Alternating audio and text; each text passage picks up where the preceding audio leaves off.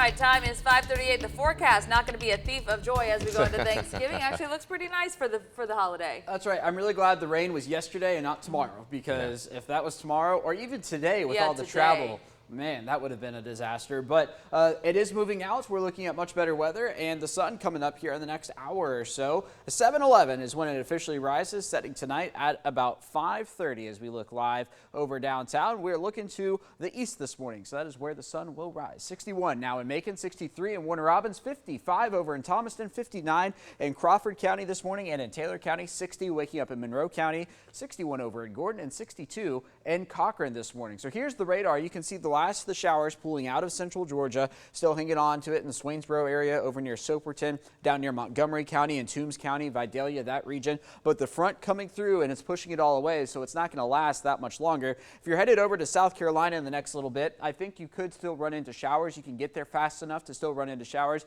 but say North Carolina and Virginia, you are not going to make it to those states if you leave right now fast enough for the rain to still be around, or maybe even down towards the Jacksonville area. I think even then the rain's going to be moving off the coast by the time you're able to get there. Today, 62 here in Macon, breezy and mostly cloudy skies, winds out of the west-northwest at about 10 to 20. Average high is 67, so we'll be about 5 degrees below average. And then tomorrow, only making it to 61, a relatively cool turkey day with mostly cloudy skies. Once again, winds, though, much weaker out of the west at about 5 miles an hour. So let's talk about it all on Future View.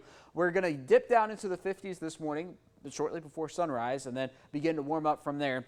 This is about the noon hour or so, hanging on to 59 before we briefly touch 62, and then about 3-4 o'clock, we're going to make a sharp turn in the temperature department and begin to cool down relatively quickly, down to 52 or so by the 5 p.m. hour, and then that's not going to stop through the overnight hours into your Thanksgiving morning. I know this is showing, we'll say mid to low 40s here, but I do expect to get upper 30s into central Georgia before the morning is over. On into Thanksgiving afternoon, rebounding close to that 60-degree mark, but with a lot of cloud cover across central Georgia. We're not going to see a ton of sun on Thanksgiving.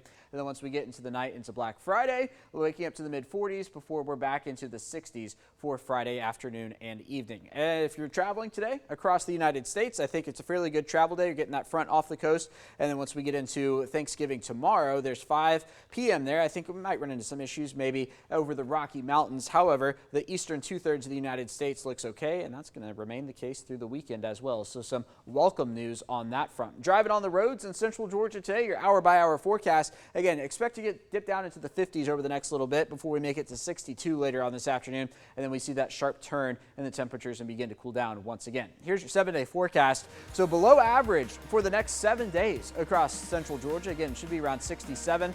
Tomorrow will be at 61, 65 for Black Friday. Notice those overnight low temperatures in the ballpark of 40. That will continue through the weekend and on into next week. A 20% chance of rain on Monday and Tuesday.